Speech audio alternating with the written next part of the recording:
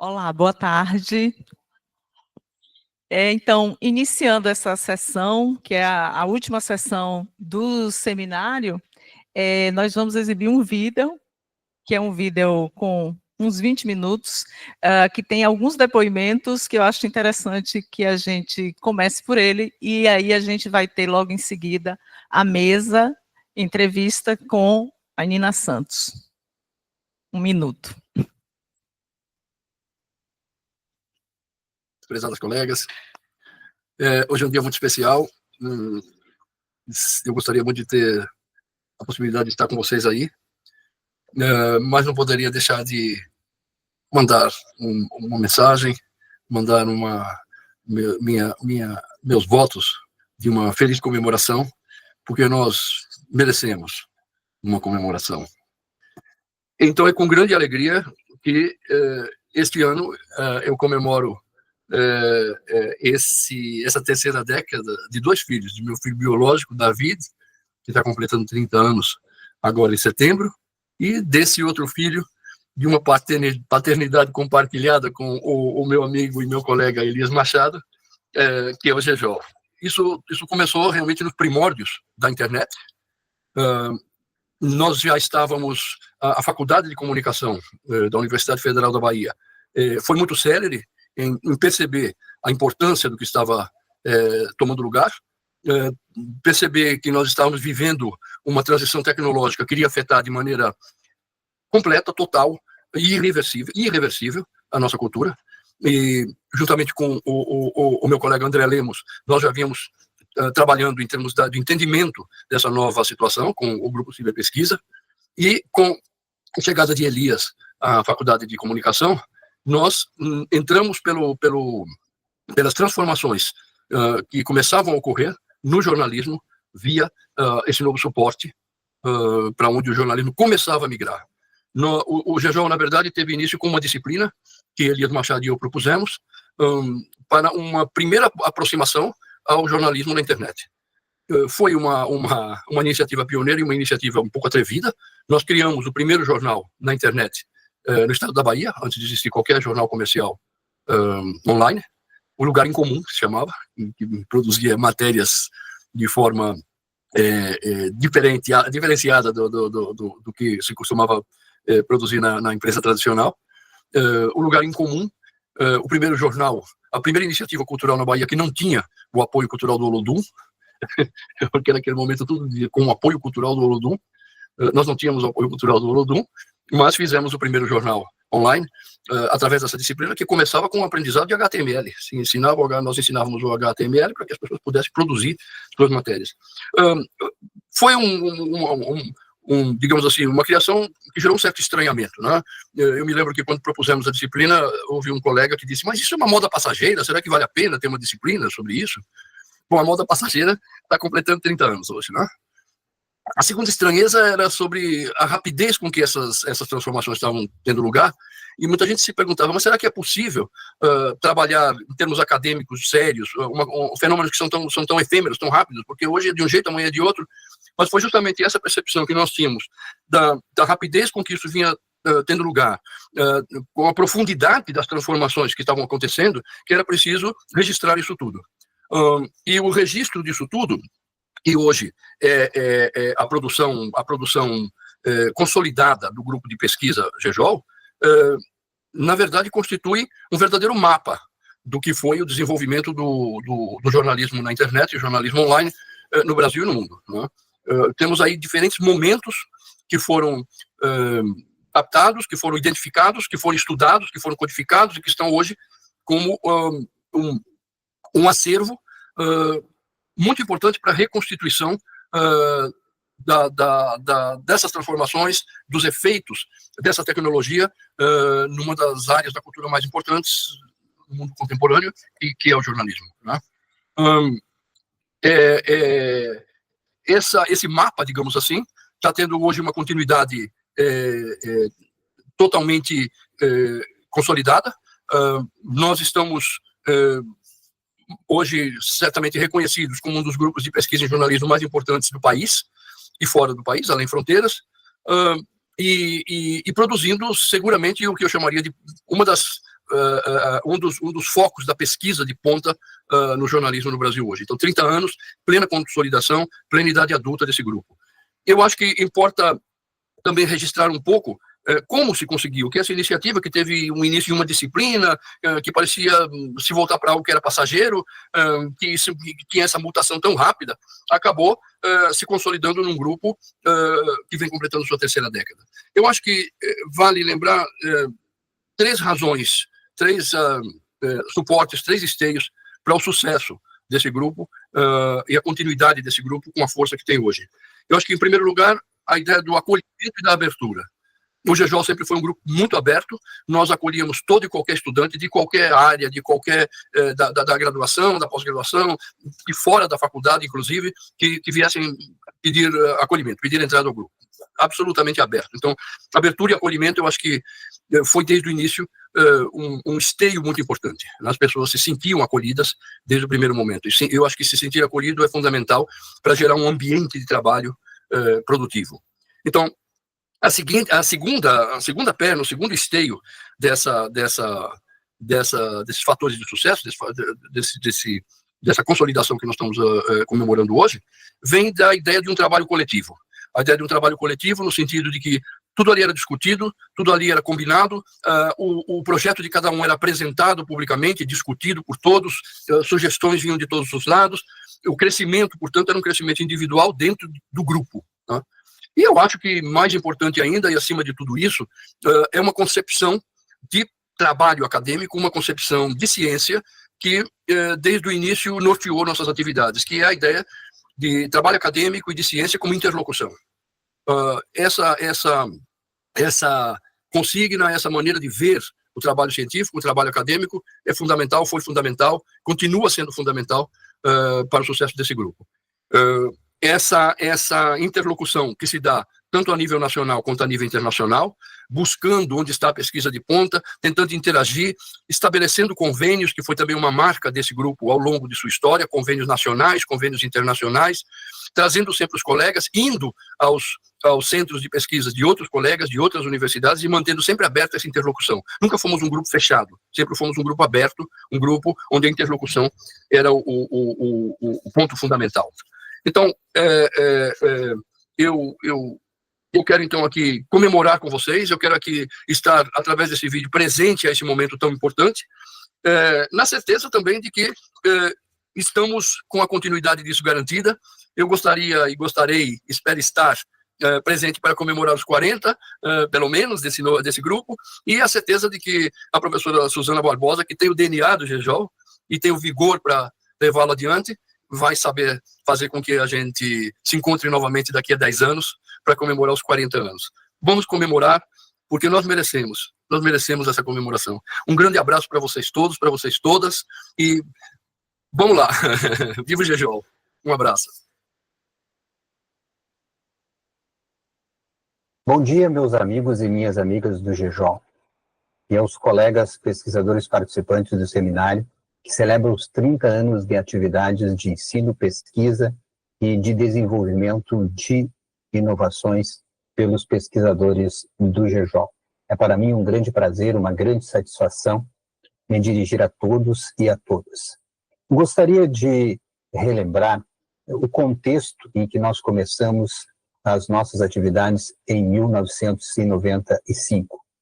Naquele momento, o mundo estava vivendo uma série de incertezas decorrentes do fim do socialismo no leste europeu, do desaparecimento da União das Repúblicas Socialistas Soviéticas, a Primeira Guerra do Golfo, a Primeira Guerra da Iugoslávia, a expectativa para a criação do euro, a União Europeia. E no Brasil, nós vivíamos a passos lentos o processo de redemocratização.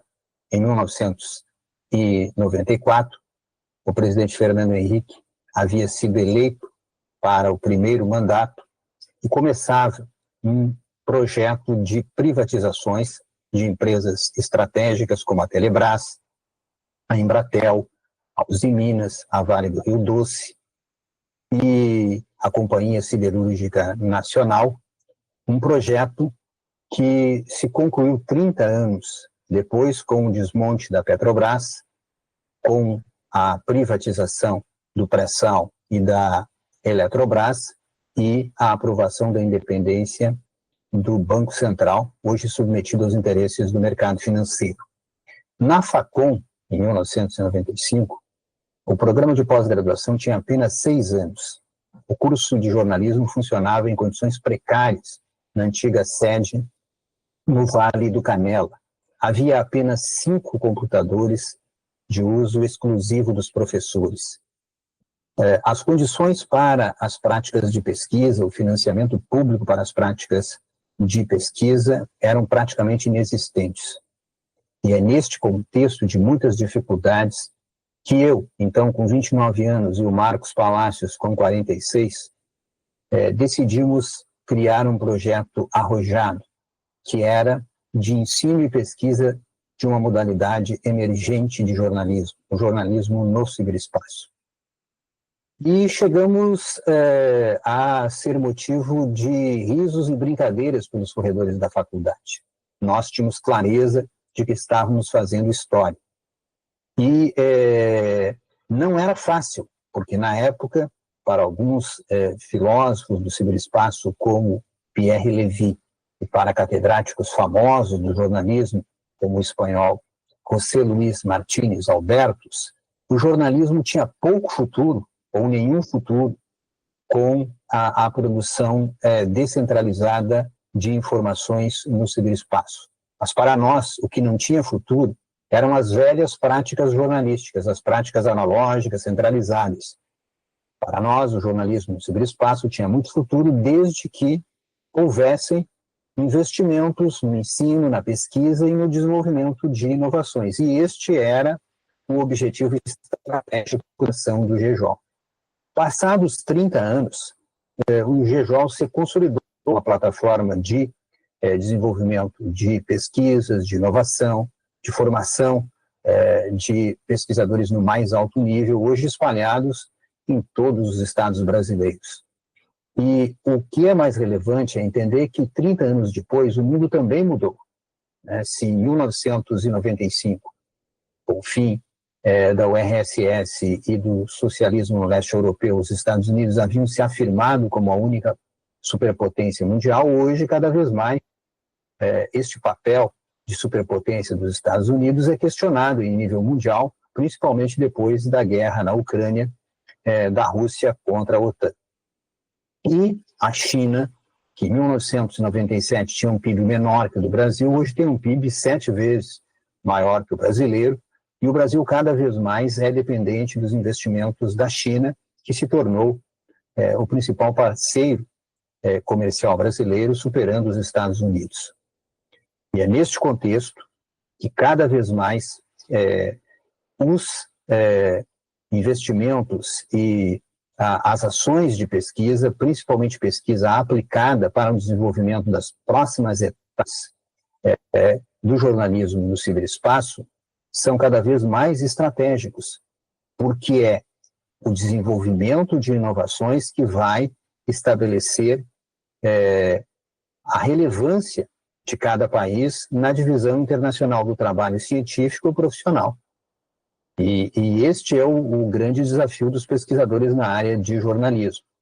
E para concluir, eu gostaria de chamar a atenção que este período de incertezas que nós vivemos agora, que é típico de um processo de reestruturação em larga escala no modo de produção capitalista, não é muito diferente do que acontecia na década final do século XVIII e nas 3 primeiras décadas do século XIX, quando o capitalismo industrial, para se afirmar, dependia da universalização da mecanização na Revolução Industrial.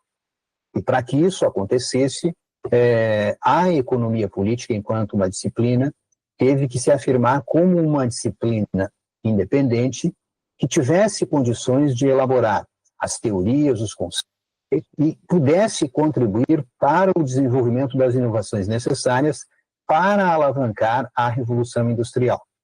A grande diferença que nós temos hoje, 2 séculos depois, é que o jornalismo precisa se afirmar como uma disciplina vinculada ao processo de desenvolvimento de inovações e de pesquisas aplicadas. Não é mais suficiente apenas para os pesquisadores de jornalismo o desenvolvimento de teorias e de trabalhos descritivos. É fundamental participar ativamente do processo de desenvolvimento de inovações adequadas às demandas das cidades do jornalismo no ciberespaço e, mais que nunca, adequadas às demandas de consolidação do capitalismo informacional. Estes são os desafios, meus amigos e minhas amigas. Este é o cenário. O que nós precisamos é atuar ativamente para que novas metodologias, novos produtos, novos processos, novas modalidades de ensino possam ser desenvolvidas para alavancar este processo de consolidação das práticas jornalísticas no capitalismo informacional no século XXI. Um abraço a todos e a todas e um bom seminário a todas e a todos. 30 anos de jornalismo digital e em meio ao cenário informacional cada vez mais hostil, especialmente quando falamos de gênero e direitos humanos, discutir os desafios e as potencialidades desse jornalismo é pensar também o impacto que ele pode ter. Eu estou à frente da gestão da revista Asmina, um veículo nativo digital feminista, que há 10 anos tem usado comunicação, tecnologia para pautar os direitos das mulheres. E eu me formei há quase 12 anos na Faconde, pude ver também aquele momento de convergência midiática, de integração entre redações de impresso e digital, e discutir todos esses assuntos que passam desde modos de fazer até modelos de financiamento, de distribuição, me interessa muito e vai ser um dos tópicos, ou alguns dos tópicos, que vamos discutir no encontro do GEJOL. Ao contrário do que acontece noutras áreas, no campo do jornalismo, a academia costuma ir atrás das empresas. Portanto, ao longo destes 30 anos, o que aconteceu foi que as empresas, por tentativa e erro, experimentaram novas tecnologias e aquilo que a academia fez foi olhar para o que estava a ser feito, sistematizar esse conhecimento e devolvê-los às empresas para que elas melhorassem os seus processos e, dessa forma, melhorasse o próprio jornalismo.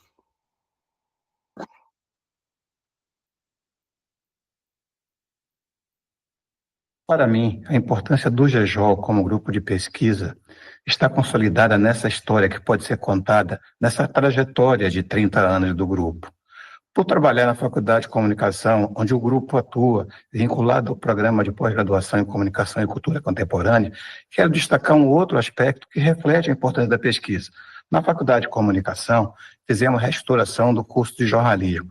De alguma forma, as pesquisas realizadas pelo grupo, a atuação do grupo, acabaram influenciando na opção que tivemos ao propor a restauração, que era baseada na integração dos meios, na realização de atividade de ensino que refletisse a realidade que hoje é visível na atuação dos meios de comunicação.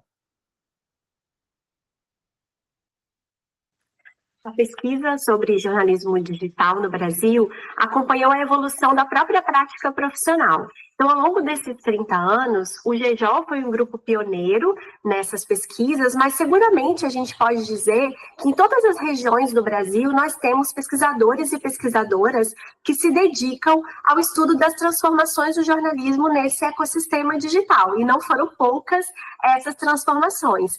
Então, além de registrar todas as mudanças que aconteceram nessa trajetória de 30 anos, a pesquisa também se dedica a observar, a questionar, criticar, propor mudanças, e isso é fundamental para a evolução de qualquer área profissional, inclusive do jornalismo.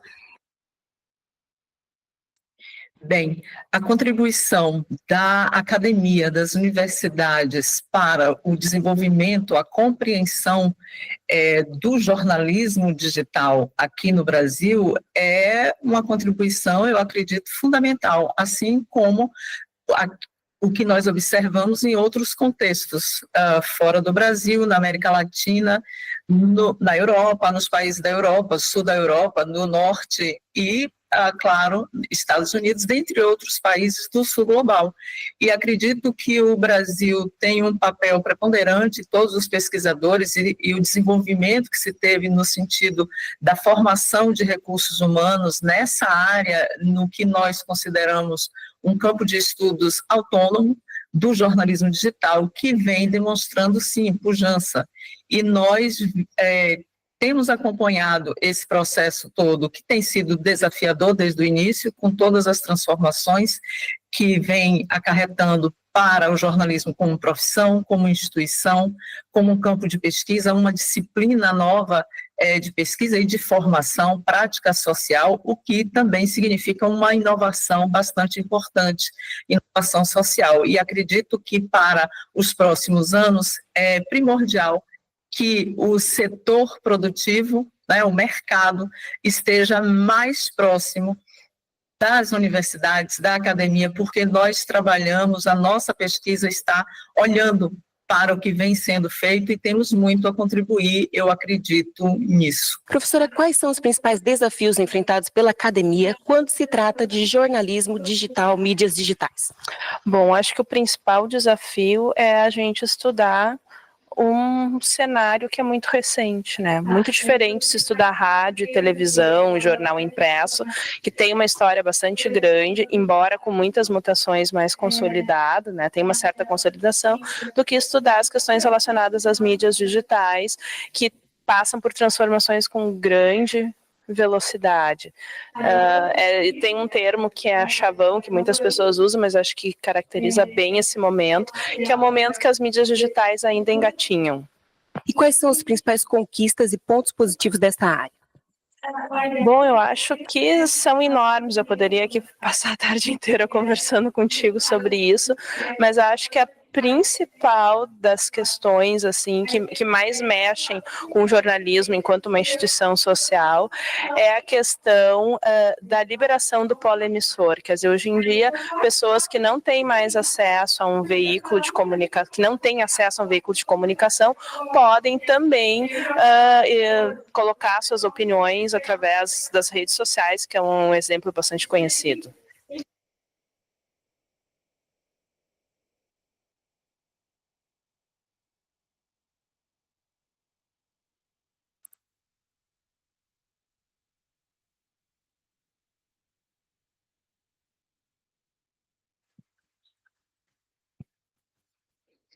Então, nós buscamos exibir novamente esse vídeo, porque sabemos, claro, que também online tem novas pessoas assistindo, depois ele será disponibilizado no site do GEJOL e pelas redes sociais. E é importante também dizer para vocês que hoje pela manhã nós apresentamos um dashboard do GEJOL, que tem um mapeamento das pesquisas ao longo desses anos. A gente já tem 58 trabalhos defendidos entre dissertações e teses. Até o final do ano a gente ultrapassa 60, pelo calendário que a gente tem aqui, com algumas defesas já previstas. E com esse vídeo também, principalmente com a homenagem que foi feita, né, aos fundadores, criadores do GEJOL, ao Marcos e ao Elias, e a homenagem em memória póstuma aqui a Luciana Mielnichuk, também para, com eles, simbolizar essa trajetória de tantas pesquisadoras e tantos pesquisadores formados pelo GEJOL. São muitos, não dá para citar o nome de todos, então eu convido vocês a darem uma olhada no dashboard, e lá também no site do GEJOL tem toda a relação das teses e dissertações defendidas ao longo desses anos, né? Vocês viram que tanto Marcos como Elias mencionam o ano de 95, porque é quando de fato inicia o trabalho do GEJOL, mas ele, como um grupo de pesquisa cadastrado no Diretório de Pesquisas do CNPq, é em 97 que isso acontece. Então, os primeiros trabalhos, a primeira dissertação foi defendida em 2020, pelo colega José Afonso Silva Júnior, que é professor na Federal de Pernambuco. E a primeira tese foi justamente da Luciana Mielnichuk em 2023. Então, 2003, perdão, desculpe. Então, podem dar uma olhada nesse conjunto de trabalhos, porque também diz muito dos objetos de pesquisa ao longo desses anos e toda essa trajetória de desenvolvimento, e aqui a gente tem também a dissertação, agora da Ana Prado, que está ali, foi uma das primeiras que trabalhou a questão do tempo real, né? Na época, o objeto dela foi o último segundo do IG. Então, tem contribuições valiosas nesse aspecto, e principalmente naquilo que a gente está chamando do desenvolvimento desse campo de estudos do jornalismo digital aqui no Brasil. Bom, temos, então, a nossa mesa agora com a querida Nina, também aqui egressa da Faculdade de Comunicação, e atualmente, né, uma pesquisadora do Instituto Nacional de Ciência e Tecnologia em Democracia Digital, mas Nina atualmente está como secretária adjunta de Políticas Digitais na Secretaria de Comunicação da Presidência da República. Para entrevistá-la, nós teremos 2 doutorandas aqui do GEJOL, e aí eu vou falar rapidamente aqui uma mini bio, a Mariana Alcântara, que é jornalista e pesquisadora de doutorado do POSCOM UFBA, com Bolsa CAPES, integra o GEJOL e estuda as inovações no jornalismo, com foco nas agências de checagem de fatos brasileiras e latino-americanas.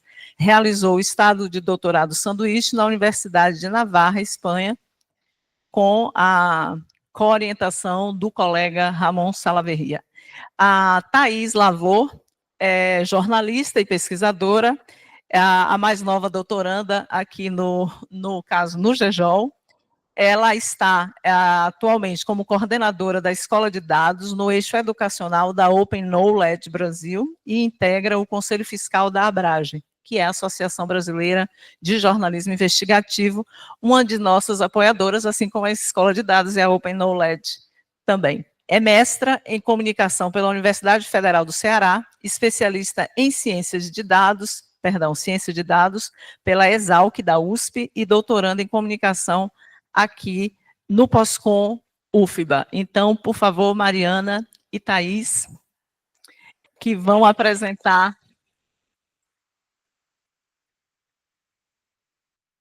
um breve currículo da Nina Santos. Eu passo a palavra para elas e a gente já vai ter início.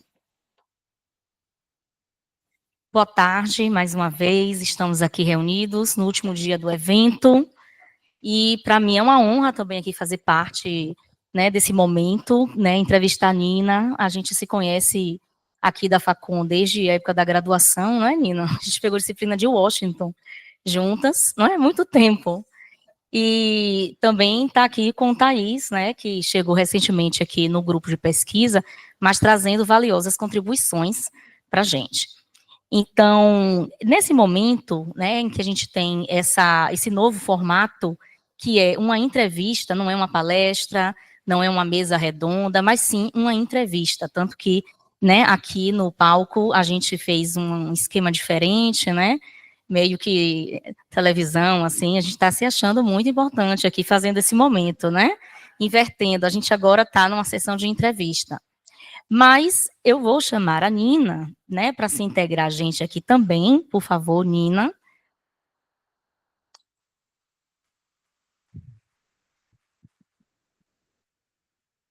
Obrigada, Nina, por ter aceito o convite, em nome da professora Suzana. E eu digo que eu fiz, né, aquele stalker nas suas redes sociais, né? Diga. Certo, vou falar. Thaís lembrou, né, que nossos colegas, Alexandro e Antônio, estão responsáveis por fazer as coletas das perguntas. O Antônio, que está ali atrás, levantando a mão ao lado da câmera, vai coletar algumas perguntas que vocês podem fazer no papelzinho, para a gente organizar aqui, certo? Até por causa de uma questão de tempo, né? E vocês podem entregar a ele está ali atrás, quem tiver perguntas, passa para ele. Olha ele ali, ó. E Alexandro, que está aqui, levanta a mão, Alexandro, mas é para as pessoas que estão ali no YouTube, ele também vai fazer, né, uma curadoria aí das perguntas, né, se tiverem muitas, a gente vai selecionar aqui para também perguntar. Então, isso vai chegar para mim aqui, né, no WhatsApp. Então, contextualizando, né, a stalkeada, né, que eu dei nas suas redes sociais, eu sempre acompanho Nina. Estou sempre olhando o que ela faz, porque é uma pessoa que sai aqui da Bahia, que sai da Universidade Federal da Bahia, e que, como uma pesquisadora na área de comunicação e democracia, ela tem muito para nos ensinar, não é? Tanto da sua trajetória profissional, não é? Como também, né, os artigos, as publicações que você vem fazendo nessa trajetória acadêmica.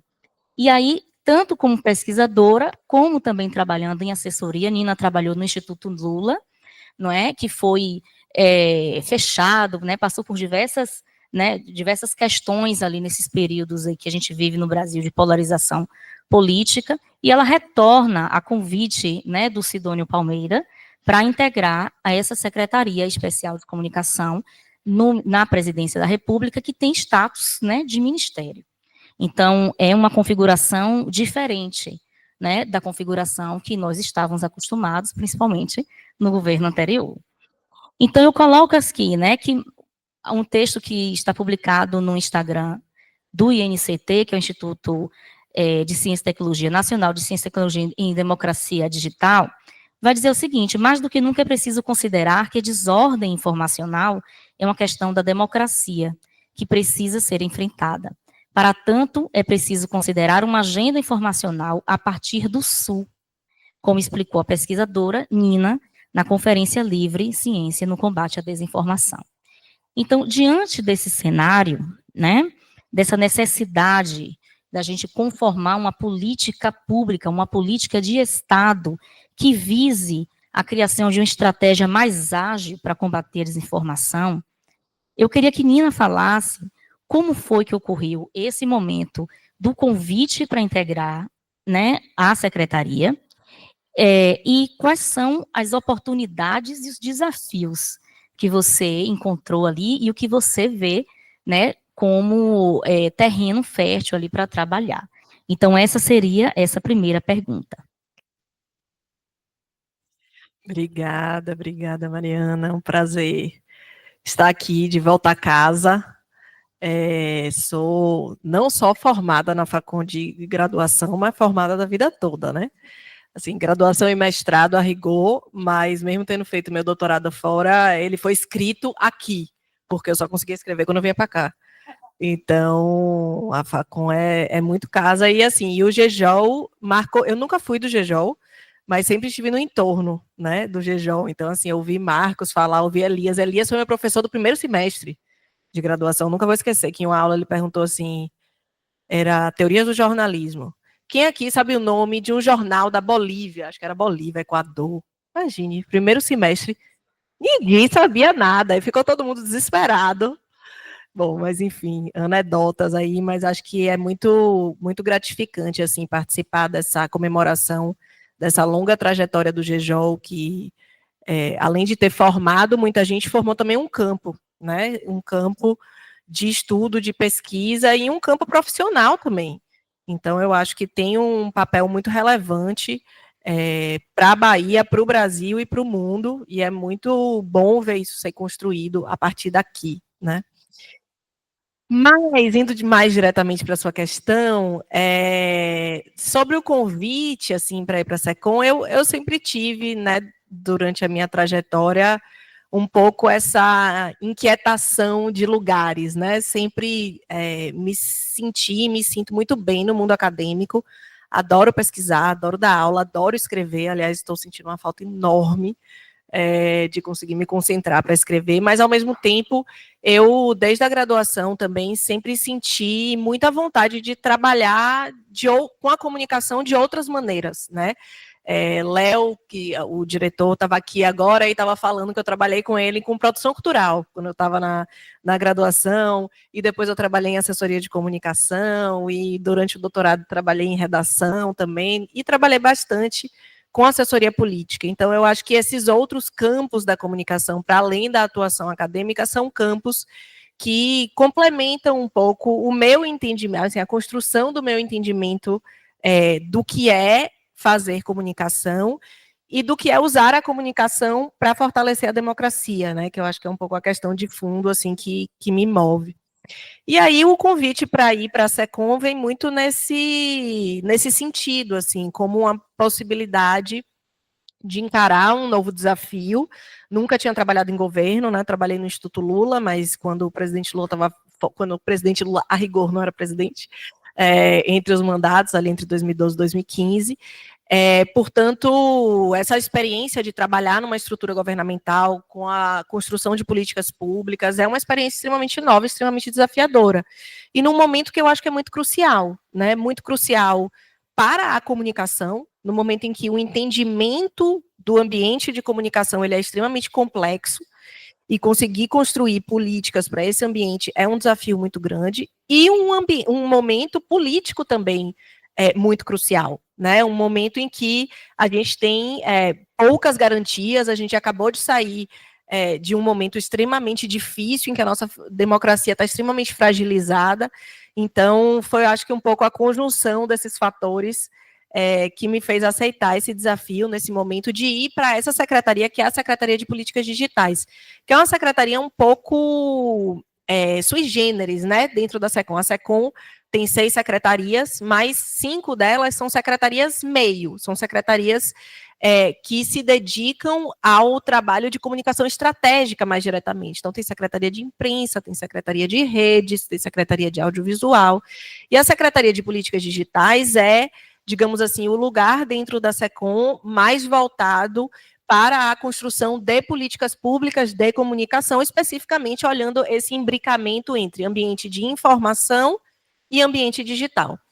Então, para esse lugar, né, neste lugar que eu estou, e aí quando você lembra aí, né, dessa minha fala sobre a necessidade da gente construir uma agenda informacional a partir do Sul, e aí, como é que a gente pode olhar para isso a partir desse lugar onde eu estou hoje, né, da Secretaria de Políticas Digitais?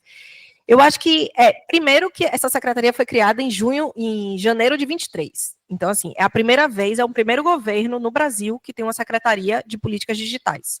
Então, eu acho que só isso já demonstra que o tema está ganhando um outro patamar em vários países, inclusive no Brasil. Não é só essa secretaria, tá? No Ministério da Saúde, tem a Secretaria de Saúde Digital, no Ministério da Justiça, tem, acho que chama Secretaria de Direitos Digitais, a CEIDIG. Então, tem uma série de novas estruturas de governo que foram criadas para lidar com esse ambiente digital. Acho que só isso já é um avanço. Segundo, é a partir desta secretaria também que vai se construir ali, se articular toda a agenda em torno da discussão da integridade da informação, o posicionamento do Brasil sobre a integridade da informação e um pensamento um pouco de como a gente consegue conectar os debates sobre a integridade da informação e a realidade brasileira. E, obviamente, pensando aí dentro de integridade da informação, combate à desinformação, pensando na educação midiática, pensando na sustentabilidade do jornalismo. Então, eu acho que é um pouco essa aí a grande oportunidade que a gente tem na mesa, e acho que a gente vai ter tempo de explorar aí um pouquinho mais cada uma dessas vertentes. Bom, Nina, boa tarde, né? É um prazer estar aqui, ter essa oportunidade de conversar com você. Boa tarde a todos e todas também, meus colegas do GEJOL. Aproveitando seu comentário agora sobre a integridade da informação, ao longo desse evento a gente falou muito sobre esse tema, sobre a questão da desinformação, inteligência artificial e essa questão da sustentabilidade do jornalismo, certo? Então, esse papel estratégico que a Secretaria de Políticas Públicas Digitais ela tem, quais seriam as atividades, as políticas, as atividades concretas que vocês têm pensado ou já estão trabalhando para garantir essa integridade da informação, certo? E se há espaço, né, como você disse, para pensar essa questão da sustentabilidade do jornalismo. Maravilha. Vou dividir um pouco em duas partes, ainda que a sustentabilidade do jornalismo seja uma parte da integridade da informação, acho que tem ações um pouco diferentes nessas duas frentes. O tema da integridade da informação, ele é um tema que vem ganhando muito espaço, né, no debate internacional e no debate nacional também, sobretudo a partir de 2023 e com mais densidade em 2024. E o Brasil, ele se junta, não apenas se junta a esse debate, mas passa também a liderar esse debate, sobretudo no momento em que ele inclui o tema da integridade da informação como um dos temas a ser discutidos no G20. Né? O Brasil presidiu o G20 no ano passado, o G20 tem, né, na verdade, permanentemente, um grupo de trabalho sobre economia digital, e a integridade da informação foi um dos temas que o Brasil levou para este grupo de trabalho do G20. Isso fez com que o tema passasse a estar na pauta de todas as conversas que aconteciam ali dentro daquele grupo, e resultou, no final, né, do G20, em, acho que, 2 grandes ações. Uma é a Declaração de Maceió, que é uma declaração ministerial, que foi assinada por todos os ministros do G20 e que trata do tema da integridade da informação, e o lançamento de uma iniciativa específica, que é a Iniciativa Global pela Integridade da Informação e Mudança do Clima, que é uma iniciativa que hoje é liderada pelo governo brasileiro, pela ONU e pela Unesco, e que está aí, segundo o próprio presidente Lula disse uns 20 dias atrás, está aí entre as 4 prioridades do país na COP30, que vai acontecer em novembro aqui no Brasil. Então, essa iniciativa, eu acho que também, tem, de fato, uma articulação internacional bastante grande, que é muito importante. Então, acho que a declaração de Maceió, o fato do Brasil ter sido convidado para assinar, o único país fora da OCDE que foi convidado para assinar as recomendações sobre integridade da informação da OCDE, a participação do Brasil na construção do Pacto Digital Global e dos princípios de integridade da informação da ONU. Então, essas participações internacionais todas, eu acho que ajudam um pouco a concretizar a atuação brasileira e levar a visão brasileira para o debate sobre integridade da informação. Mas a iniciativa, né, sobre integridade da informação e mudança do clima, ela também é uma maneira não apenas de concretizar essa ação, mas de conectar a ideia de integridade da informação com um tema específico e um tema urgente, que é o tema das mudanças climáticas, né? Então, essa é uma iniciativa muito cara ao governo brasileiro. Ela inclui a criação de um fundo na Unesco, sediado na Unesco, que vai financiar projetos de pesquisa, de jornalismo investigativo e de comunicação estratégica sobre integridade da informação e mudança do clima. O Brasil acabou de anunciar a doação para esse fundo, uma doação de $1 milhão, que vai ser concretizada em 2 anos, 600 mil esse ano, 400 mil no ano que vem. E, muito em breve, a Unesco deve abrir a chamada de propostas para esse fundo. Então, já fica aqui, inclusive, o convite para que todo mundo submeta, enfim, que tem interesse aí em trabalhar sobre integridade da informação e mudança do clima, submeta projetos para esse fundo, e a ideia é que a gente tenha também doação, obviamente, de outros países, já tem 6 países membros, enfim. Essa iniciativa ela vai se desdobrar e vai ter resultados concretos já na COP desse ano, onde alguns dos resultados serão apresentados, né? Para além disso, tem uma articulação muito grande no Brasil, para fazer com que o tema da integridade da informação seja um tema debatido. Essa era uma das minhas grandes angústias quando eu estava ainda fora do governo, né? Enfim, estava um pouquinho mais aqui na Facom e estava na sociedade civil também. Eu me lembro foi na virada do ano, de 23 para 24, eu tive breves férias. E eu falei, gente, eu ouvi tanto falar esse negócio de integridade da informação, que zorra é essa, finalmente, né? Deixa eu ler aqui o que tem. Aí fui ler, e falei, mas é pouco isso aqui. Aí comecei a escrever um monte de gente, falei, gente, vocês sabem de alguém que está pesquisando sobre integridade da informação? Sabe de alguém que escreveu sobre integridade da informação? Não tinha nada, assim, tinha muito, muito, muito pouco, especialmente no Brasil, enfim, especialmente no sul global, mas no Brasil, mais particularmente. E aí, eu, enfim, passei a escrever um pouco mais sobre isso, a discutir isso e também incentivar outras pessoas, porque eu acho que não faz nenhum sentido a gente começar a aderir conceitos e ideias sem que a gente ajude a construir esse debate, né? Então, uma das nossas preocupações e, digamos, nortes de trabalho na secretaria é também adensar esse discurso sobre integridade da informação. Foi para isso que a gente mobilizou ali as 5 grandes financiadoras de pesquisa do Brasil, né, CNPq, CAPES, FINEP, IBICT e PEA. Criamos o que a gente ficou chamado ali de poliedro, né, porque são 5 instituições que têm trabalhado na criação de editais, ainda não foram publicados, mas a gente espera que sejam em breve, editais sobre especificamente o tema da integridade da informação. Então, eu acho que essas são, assim, algumas das ações, tanto no âmbito nacional quanto internacional, sobre isso. Sobre sustentabilidade do jornalismo, mais especificamente, né, ainda que entre nas coisas sobre integridade, eu queria primeiro dizer que a gente vê isso como prioridade absoluta, né? Eu acho que o olhar para o ambiente informacional, ele é um olhar de precisamos combater a desinformação, precisamos retirar conteúdos que sejam conteúdos ilegais, danosos, maliciosos, mas a gente precisa ocupar esse espaço com informação de qualidade. Podemos discutir o que é informação de qualidade, como caracterizar, quais são os limites, etc. Mas precisamos ocupar esse espaço. Portanto, discutir sustentabilidade do jornalismo é muito central, é muito importante. E aí, eu queria mencionar aqui uma iniciativa especificamente que está sendo gestada e vai ser anunciada na próxima segunda-feira, no dia 26, na abertura do FIB, que é o lançamento da incubadora de soluções para o jornalismo negro, periférico e independente. Essa incubadora ela é resultado do Plano de Comunicação pela Igualdade Racial, que foi construído entre SECOM e MIR, Ministério da Igualdade Racial.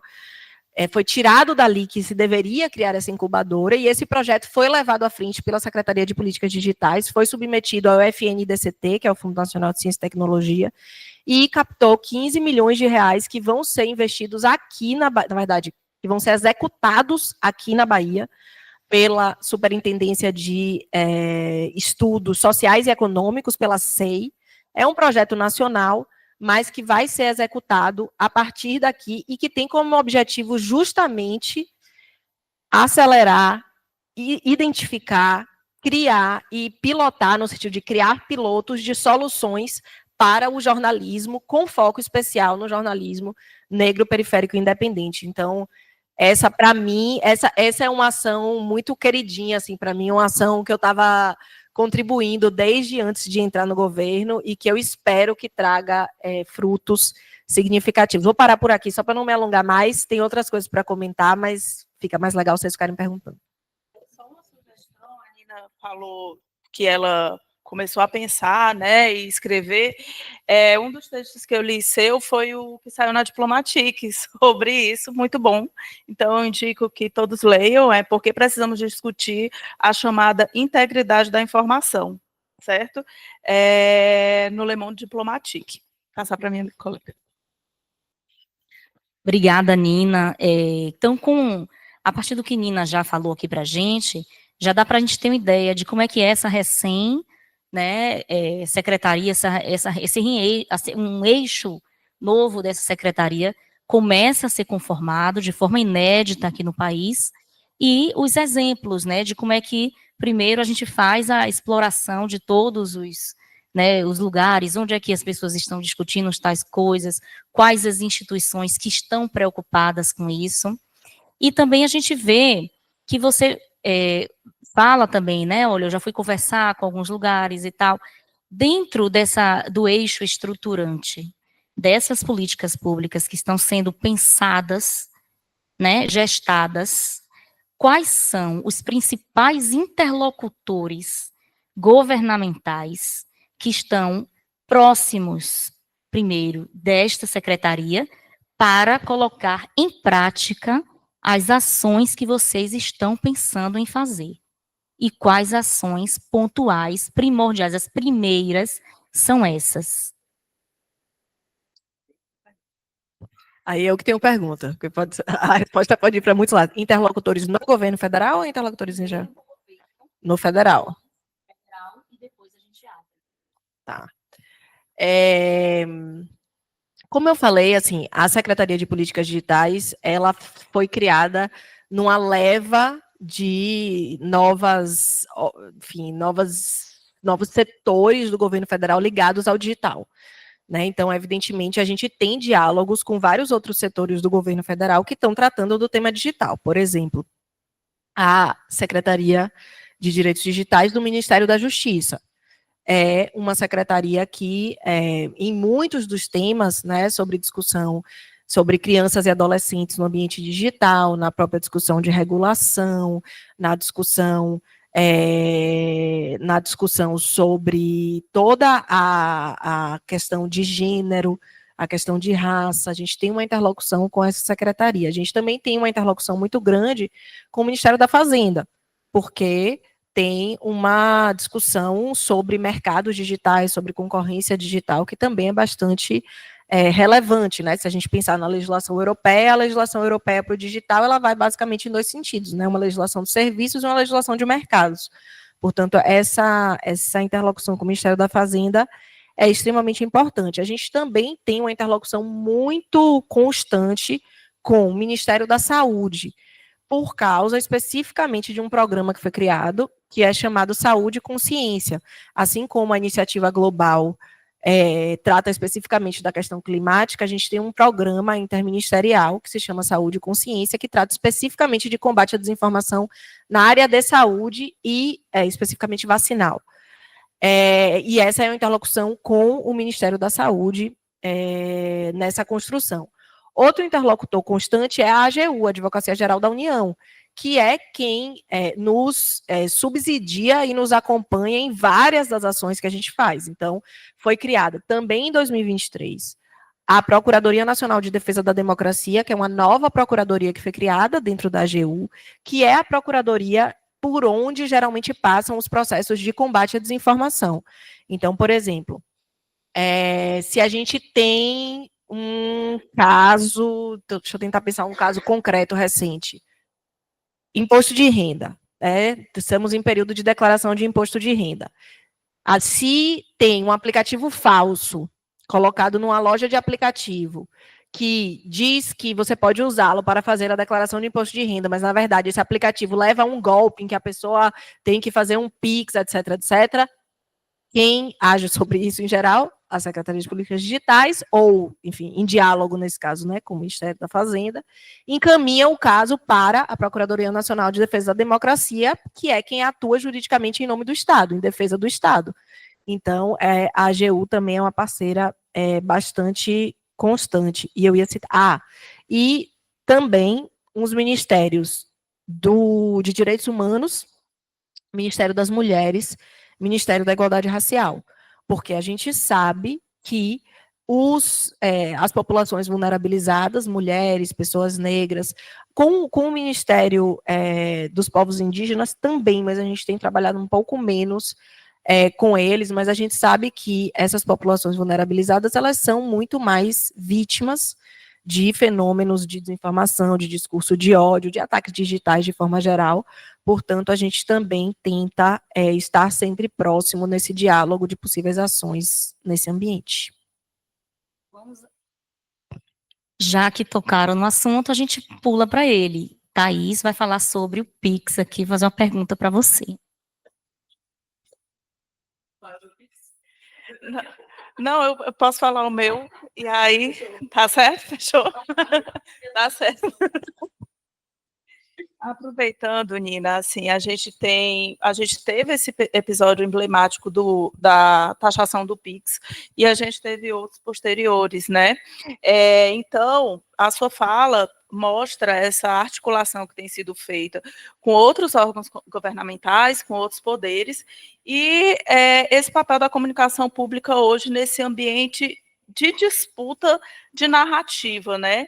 Com esses episódios, o que ficou de lição sobre o que vocês analisaram de fragilidades nessa comunicação governamental e quais são as estratégias que estão sendo desenvolvidas para responder de forma mais eficaz a este tipo de ataque da extrema-direita, né?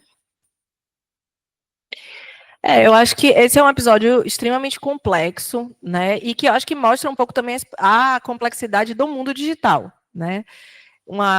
que demanda um nível de ação, tanto para dentro quanto para fora do governo, que é um nível muito de coordenação muito grande, assim. Eu acho que quando você está dentro da estrutura do governo, estava até comentando ali com Lívia, você tem noção do tamanho, né, da máquina, digamos assim, que é aquilo, e o quão desafiador é você conseguir fazer com que as informações circulem, que quem precisa saber das coisas esteja sabendo das coisas, e que haja, de fato, né, uma coordenação na condução da comunicação, do esforço narrativo, etc. Isso, claro, eu estou falando do ponto de vista da construção de uma comunicação estratégica, e eu acho que isso tem sido feito, né? Eu acho que a gestão do ministro Sidônio na Secretaria de Comunicação Social da Presidência tem ido muito nesse sentido de ser, de fato, um espaço que centraliza o fluxo de comunicação no governo, que coordena as diferentes frentes de comunicação para tentar fazer com que as mensagens que o governo passa sejam passadas de cada vez de forma mais clara, até porque a gente está falando de mensagens que muitas vezes dizem respeito a políticas públicas, dizem respeito aos direitos dos cidadãos. Portanto, fazer com que as mensagens do governo sejam passadas de maneira clara é garantir, de alguma forma, que o exercício da cidadania seja um exercício pleno, né? Então, acho que esse é um desafio muito grande que a gente tem. Agora, é claro que, digamos, coordenar a emissão da mensagem é uma parte da questão, né? Não é, quando a gente, eu confesso, Suzana, que eu achava que era, olhando assim, olhando o esquema, eu achava que ela era menor, mas quando você tem noção do tamanho do emissor, ela vira um desafio que é muito significativo. Mas ainda assim, é claro que você conseguir coordenar a emissão, depois que a mensagem está colocada, né, no ambiente, nas redes, em todos os lugares, são outros 500. E aí, eu acho que tem, evidentemente, um trabalho muito grande, que demora para ser feito, né? A gente viveu, eu trabalhei no Instituto Lula de 2012 a 2015. Eu entrei no Instituto Lula para criar o Facebook de Lula, que foi criado em abril de 2012. Tem discussões que a gente fazia naquela época que não estão resolvidas até hoje. Então, assim, tem um lado que é entender como, enfim, o campo progressista ou os defensores da democracia podem, de fato, se apropriar desse ambiente digital, né, de maneira mais eficiente, de maneira mais coordenada, de maneira a potencializar as diferentes pontas do ecossistema que a gente tem hoje. Mas tem uma outra parte também, que são, e aí, assim, só nessa parte específica de entender como a gente pode se apropriar melhor desse ambiente, tem uma coisa interessante que vai acontecer nos próximos dias, que é, hoje, o governo federal não, o sistema SICOM, que é o sistema que reúne todos os órgãos do governo federal, ele é o maior anunciante do país, certo? Portanto, a gente está falando de uma verba de publicidade que não é uma verba pequena. E hoje, grande parte dessa verba, ela para você receber essa verba enquanto veículo, você precisa estar cadastrado num sistema que se chama MediaCad. Você precisa estar cadastrado nesse sistema para poder pleitear ou para poder, eventualmente, fazer parte do que se chama de um plano de mídia, certo? E aí, a questão é que hoje o MediaCad, ele só aceita o cadastro do que são considerados veículos, especificamente. Então, uma das coisas que vai ser publicada na portaria 142, que deve sair na semana que vem,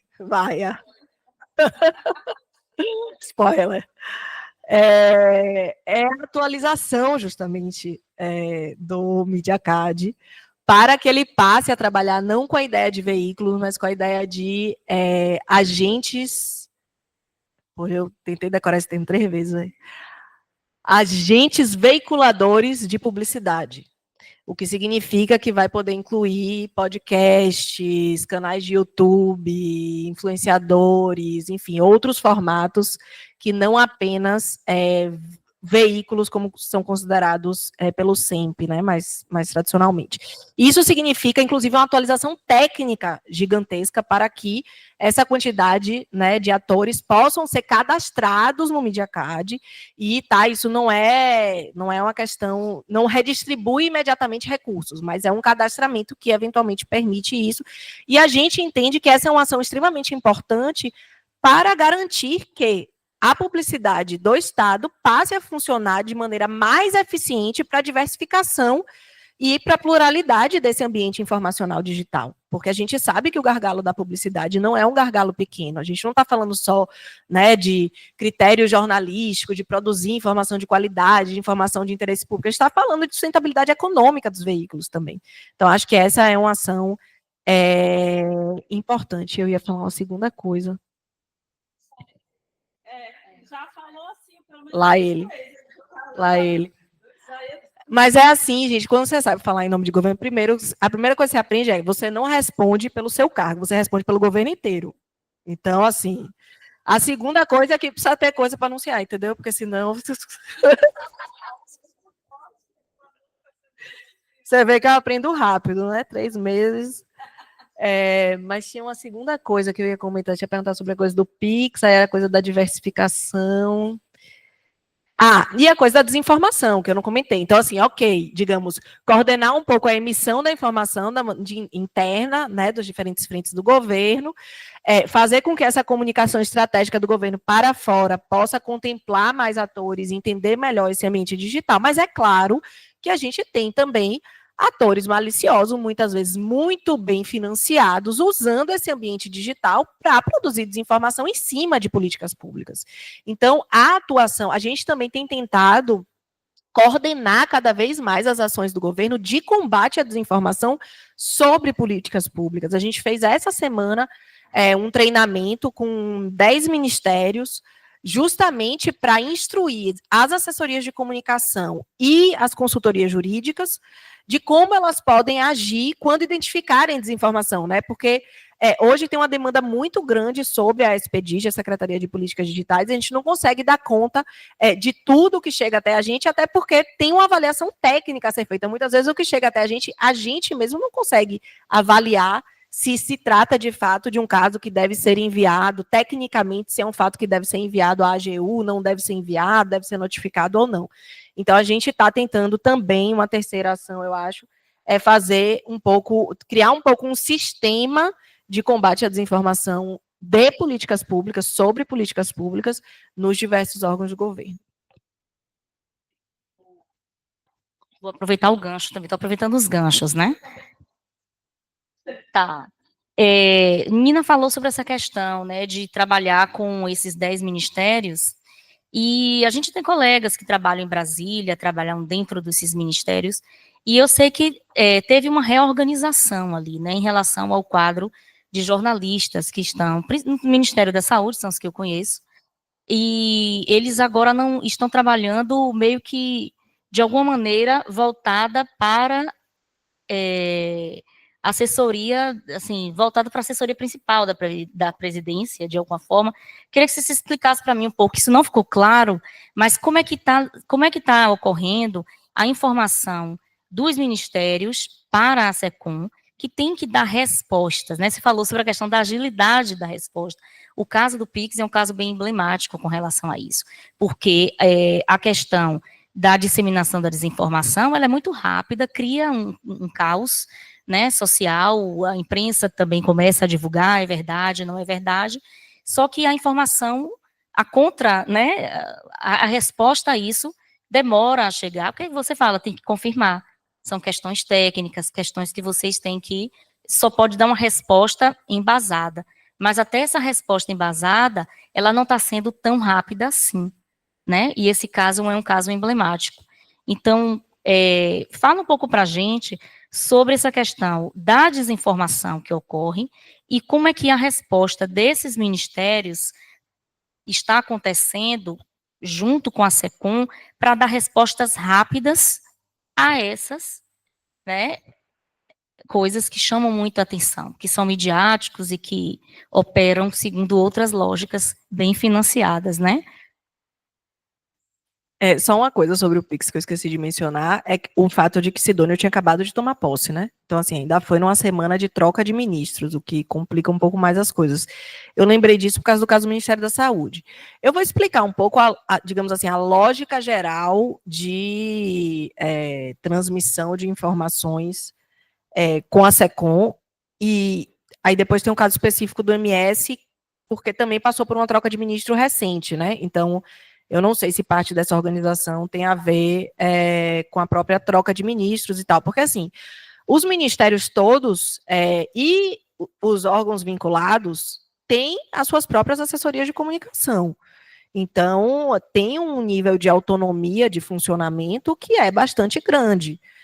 Todos os ministérios têm assessoria de comunicação, todos os ministérios têm consultoria jurídica, todos os ministérios, em geral, não sei se todos, mas acho que quase todos, têm assessoria internacional, então tem um nível de autonomia bastante grande na atuação, mas a ideia é que, de fato, a SECOM, ela esteja, primeiro, informada, né, de tudo que vai acontecer. Até por isso, né, a gente tem uma secretaria dentro da SECOM, que é a Secretaria de Comunicação Institucional, a SECOI, que é responsável justamente pela comunicação com todos os órgãos de governo, é quem faz as reuniões do SICOM, que envolve não só, né, ministérios e órgãos vinculados, mas também estatais. Então, essa é a secretaria dentro da SECOM que cuida um pouco desse fluxo de ida e vinda. Além disso, é óbvio que tem uma análise de sensibilidade, né? Então, assim, se, por um lado, a gente tem uma quantidade de novas políticas, novos anúncios, mudanças de decretos, de portarias, envio de projeto de lei, enfim, é uma quantidade infindável de coisas que acontecem num governo federal em um dia. Então, assim, tem um nível de impossibilidade de acompanhar tudo que está acontecendo. Por outro lado, é claro que tem que haver uma avaliação da sensibilidade das medidas, né? Então, esse diálogo com a SECOM, ele tem sido feito, tem que ter um cálculo complexo aí, que é como fazer com que a gente consiga, de fato, avaliar a sensibilidade de determinadas medidas para comunicá-las da melhor forma, mas não fazer com que isso atrase o próprio processo de comunicação, né, que muitas vezes precisa ser extremamente rápido. Então, me parece que essa gestão, né, nessa gestão a gente tem trabalhado justamente para conseguir dar subsídios para os ministérios sobre determinadas medidas, então, inclusive com pesquisas, inclusive com análises, inclusive com acompanhamento do debate digital, para conseguir olhar para determinados temas e determinados fenômenos com base, né, no que, enfim, com dados um pouco mais, mas, ao mesmo tempo, mantendo um nível de autonomia que é extremamente grande e que é extremamente importante para uma estrutura do tamanho da estrutura do governo federal. Assim, é impossível você criar um funil por onde passe absolutamente tudo. Então, eu acho que é uma combinação aí, digamos, de ajuste de fluxo e de avaliação de sensibilidade para que os protocolos sejam diferentes para os diferentes tipos de ação, né? E um pouco de isso, né, do ponto de vista estrutural, e um pouco de vida política real cotidiana que tempera tudo isso. Obrigada, Nina. Isso também tem. Não, agora já, já foi. A gente tinha se programado para deixar 20 minutos para as perguntas, né? Então, eu queria fazer mais 2 perguntas, certo? Que eu acho que a gente não pode deixar de perguntar essas 2 questões. Uma é sobre o PL da IA, certo? E a outra sobre eleições, né? A gente tem aí as eleições. Então, sobre a IA, eu até anotei aqui, que o Senado retirou os algoritmos de recomendação das plataformas da lista de sistemas de alto risco, né? Então, dito isso, eu queria saber como é que a Secretaria pretende trabalhar para reincluir esse item na Câmara, essa articulação, se tem acontecido alguma articulação nesse sentido, certo? Essa é uma pergunta.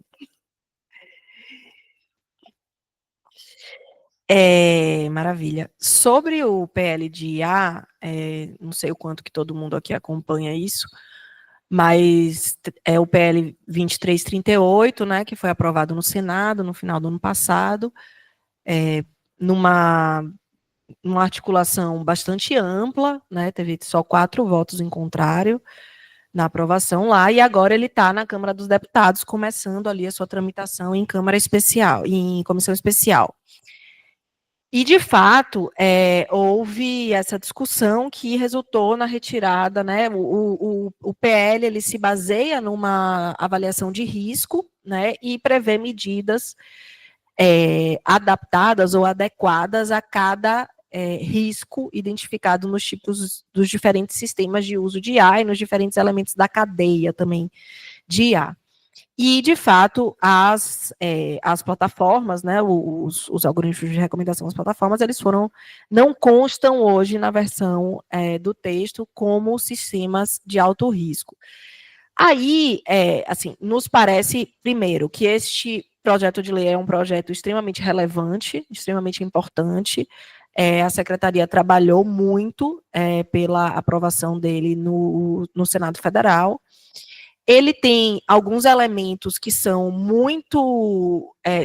aliás, tem um elemento especificamente, eu não tinha nem tanta clareza disso, eu tive recentemente num evento fora, no Dia Mundial da Liberdade de Imprensa, falando justamente sobre o PL de IA, e eu fiquei impressionada o quanto que os outros países se referem ao nosso PL de IA para falar de uma coisa específica, que é direito autoral. Para falar como é importante que esteja incluído no PL de IA hoje a previsão de pagamento de direito autoral por conteúdo proprietário, que envolve aí jornalismo, artistas, criadores, etc., no uso para o treinamento, né, de inteligência artificial.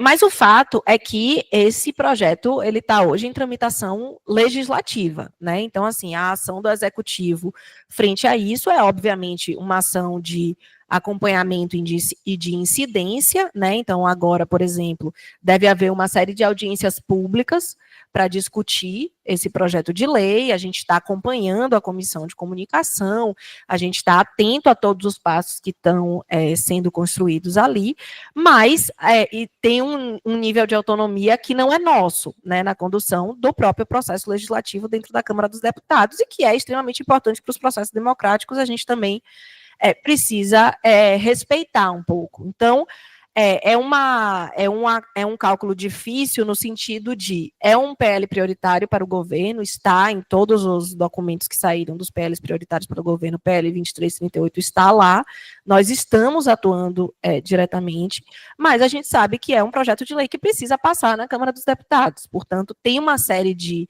interlocuções e de negociações que precisam ser feitas para não só fazer com que o texto seja um texto consistente, mas que seja um texto aprovado, né? Então, essa é uma balança aí que nem sempre é simples. Mas, por outro lado, eu acho que vale dizer também que o PL de IA não é o único PL sobre o digital que está sendo trabalhado e defendido pelo governo, né? O governo está terminando, neste momento, dois projetos de lei, mas 2 textos, né, a serem enviados como projetos de lei para o Legislativo.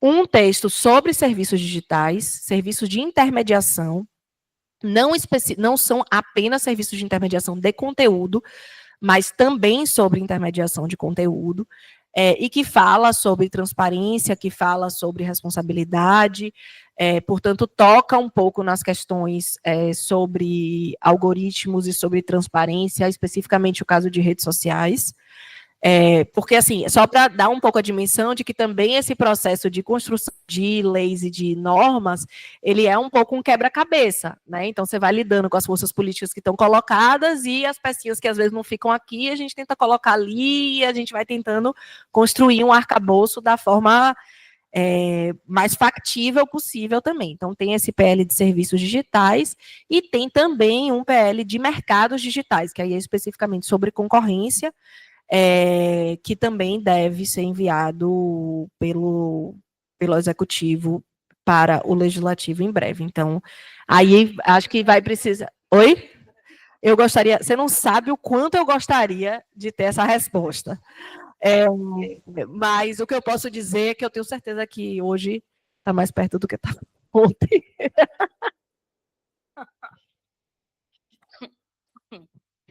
Gente, quantas informações interessantes aqui, né? Os grupos, né, explodindo aqui, porque são muitas informações de primeira mão e nós precisamos capitalizar essas informações para dizer que o furo foi nosso, certo? Lógico. É o crédito aqui do evento do GEJOL, certo? Então, eu vou começar com uma pergunta que chegou aqui, ou você quer fazer mais aquela outra? Acho que podemos, né? Para as perguntas. Então, pronto. Vamos lá chegar à questão das eleições, né? Porque a gente teve toda aquela confusão aqui no Brasil no final de 2022, a gente teve o 8 de janeiro de 2023, a gente teve nas eleições municipais, não é? E aí a gente quer saber o que é que vocês estão preparando, né, para enfrentar nas eleições de 2026. Porque a gente sabe que eles não estão para brincadeira, a extrema-direita, né? Estão com financiamento aí para poder utilizar, e eles têm capitalizado melhor as plataformas e usado os algoritmos de forma muito mais que da inteligência do mal para poder disseminar desinformação. E aí, o que é que vocês estão fazendo? A gente quer saber. Essa é uma pergunta um pouco difícil de responder, porque quando a gente olha a partir do ponto de vista da administração pública, a gente não pode se guiar apenas pelas eleições, né? Ou a gente não pode se guiar pelas eleições. Então, assim, o nosso entendimento é um entendimento de que a gente precisa garantir que a gente tenha um ambiente informacional justo, diverso, saudável, para que as pessoas tenham informação de qualidade. Essa é a nossa leitura. O direito à informação, enquanto um direito do cidadão, de tomar uma decisão informada. As eleições são um momento de tomada de decisão, assim como vários outros. Portanto, a gente precisa trabalhar para garantir que este ambiente informacional, que na nossa leitura hoje tem uma série de deturpações, passe a funcionar de uma maneira melhor, para que a informação chegue até as pessoas e elas possam tomar as decisões que acharem mais adequadas em diversos momentos, inclusive no momento eleitoral. Portanto, eu acho que não se trata de a gente ter um trabalho específico para as eleições, mas sim a gente ter um trabalho de defender o direito à informação como um direito essencial, em todos esses sentidos que eu falei aqui, de sustentabilidade do jornalismo, de promoção da informação de qualidade, de combate à desinformação, de regulação de plataforma, de promoção da educação midiática, obviamente considerando que dessas medidas, algumas têm efeitos mais imediatos, outros efeitos menos imediatos, mas muito nesse sentido da garantia do acesso à informação e da garantia do respeito às instituições e à democracia. Aí sim, né, pensar as eleições enquanto um momento essencial do funcionamento democrático e do funcionamento das instituições do Estado brasileiro.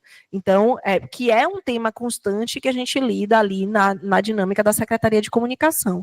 Então, eu acho que é muito mais nessa perspectiva, né, de uma construção de uma dinâmica social e de uma dinâmica digital saudável e de uma tomada de decisão informada, do que especificamente uma ação eleitoral que cabe a outros órgãos, né? Seja ao TSE, seja a própria sociedade civil, aos partidos políticos, enfim, que tem o tema da eleição de fato como um norte, né? Claro que não é que a gente ignora a existência das eleições, muito pelo contrário, mas eu acho que o nosso trabalho é muito mais no sentido de garantir que as pessoas possam tomar uma decisão informada e garantir que todos os mecanismos do ambiente informacional, inclusive do ambiente digital, funcionem nesse sentido. Sim. Eu ia falar do TSE, né, da articulação, porque quem realmente vai fazer o quê? Os constrangimentos em relação as ações dos candidatos, né, e o que é que isso pode implicar, né, na impugnação de suas candidaturas e tudo mais, né, a gente sabe, né, que cada setor ali, cada órgão é responsável, né, o poder executivo, o legislativo e o judiciário, no caso, né, do sistema judiciário eleitoral aqui brasileiro. Eu vou ler uma pergunta que chegou aqui, que é da Vitória Alvineiro, e que acho que, de alguma forma, se relaciona, né? Há algum plano nacional de combate a fake news no âmbito do governo federal? Se sim, a perspectiva de regionalização, o Nordeste, por exemplo, tem quase 60% de desertos de notícias. E aí ela tem essa dúvida. Vitória, cadê? Vitória tá aí? Online. Então, cadê a câmera ali? Oi, Vitória. A gente não tem um plano nacional de combate à desinformação, até porque, Vitória, a gente tem uma sensibilidade desse debate que é a compreensão de qual é o papel do Estado e do governo no combate à desinformação. Porque no ambiente democrático, o Estado ele também não pode virar o julgador da verdade, certo? Então, a ideia do Estado, quando se fala do combate à desinformação, é muito mais de criar regras e possibilidades para o funcionamento saudável desse espaço digital do que o Estado em si virar um avaliador, né, do que é ou não é desinformação, o que seria incabível numa sociedade democrática, a não ser num caso específico, né, que é o caso que se dirige às políticas públicas. Então, o Estado ele é o produtor, o promotor de políticas públicas, e quando a gente está falando especificamente de políticas públicas, de fato, o Estado ele detém ali algum nível de informação sobre isso, que pode ajudar, né, a identificar ali o que é desinformação, não é desinformação, tem mais legitimidade para agir sobre a desinformação de políticas públicas. Portanto, a ação do Estado mais diretamente sobre desinformação é neste âmbito, a desinformação sobre políticas públicas. O que não significa que não tem ação mais estruturante para esse campo da comunicação. Então, quando a gente está falando de promover a sustentabilidade do jornalismo, a gente está falando de ação de combate à desinformação também. Justamente a sua pergunta junta as duas coisas, né? Você fala de combate à desinformação e de desertos de notícias, que é um desafio gigantesco. Então, tem essas ações, né, de promoção, algumas das quais eu compartilhei aqui antes com vocês. As ações de educação midiática vão no mesmo sentido, também são ações de combate à desinformação, no sentido de criar nas pessoas capacidade de compreensão deste ambiente digital e de consumo de informação de qualidade nesse ambiente digital. Então, a gente tem, sim, políticas de educação midiática, a gente tem, sim, políticas de sustentabilidade do jornalismo, algumas delas com regionalização. Obviamente, a regionalização ela precisa ser feita, geralmente, em parcerias, né, com os governos estaduais ou federais. A gente vai assinar muito em breve aí um termo de cooperação técnica com o Núcleo de Integridade de Informação de Alagoas, que é o primeiro núcleo de integridade da informação estadual, na verdade é o primeiro do Brasil, no setor público, e a gente vai fazer junto com eles alguns projetos piloto, né?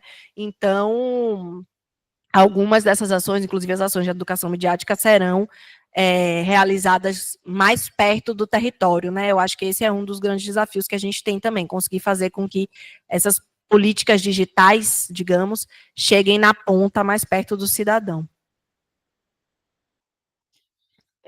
Uma pergunta aqui do público. Nina, muito bom saber em primeira mão do MediaCAD, mas ele começa e vai até quando? Quando é que vai ser aberto? Eu não sei se eu entendi bem a pergunta do começa e vai até quando, mas vou tentar... porque não acaba. O cadastramento no MediaCAD ele é um cadastramento contínuo, entendeu? Essa portaria ela vai ser publicada aí nos próximos dias. Não sei o que é que vocês gostam de ler, mas recomendo ler uma coisa muito legal, chama Diário Oficial da União. Muito interessante. E, enfim, deve ser publicada em breve isso. De fato, já está na fase final ali de revisão jurídica. E, a partir desse momento, né, tendo essa norma publicada, ainda vai ter um prazo para fazer os ajustes técnicos necessários para viabilizar o que está nessa portaria. E aí isso entra em vigor dali em diante, não tem prazo para acabar, né? O cadastramento no MediaCAD, ele já é um cadastramento constante, ele já é um cadastramento que está aberto. Então, ele permanecerá aí aberto a partir da publicação dessas novas regras. Muito em breve. Leiam o DOU. Gostaria. Olha, me chegaram 2 perguntinhas aqui, tá? Olha, essa pergunta é de Vinícius. Sei das dificuldades de responder uma estratégia da SECOM, mas há uma estética como conteúdo forma para a liderança do debate público. O governo parece atrasado neste contexto. Alguma ação de transformação nesse aspecto? Vinícius, ali. Eu acho assim que o mais adequado, a pessoa mais adequada para responder isso para você seria alguém que trabalha mais diretamente com produção de conteúdo, né? O que não é meu caso. Com produção de conteúdo, eu digo, para comunicação estratégica, assim. O que não é muito meu caso, mas posso compartilhar um pouco contigo, assim, das minhas impressões estando por lá. Eu acho que tem, sim, tem estratégia, tem uma visão do digital, que é uma visão bastante diferente do que já estava colocado, tanto que claramente tem uma mudança estética no que é feito ali nas diferentes redes. Agora tem também, por outro lado, uma compreensão do que é possível e factível quando se está falando também de comunicação pública, comunicação governamental, né? Então, eu concordo com você que tem um desafio grande de entender essas novas formas de construção de narrativa, de construção de diálogo, de formatos, etc., mas, por outro lado, tem também muitas limitações, inclusive legais, do que pode ser feito nesse tipo de comunicação. O que não significa que a comunicação pública ou governamental ela vai estar sempre atrasada. Isso não é, digamos, algo que está dado, contra o qual não tem nada para fazer, não é isso que eu quero dizer, pelo contrário.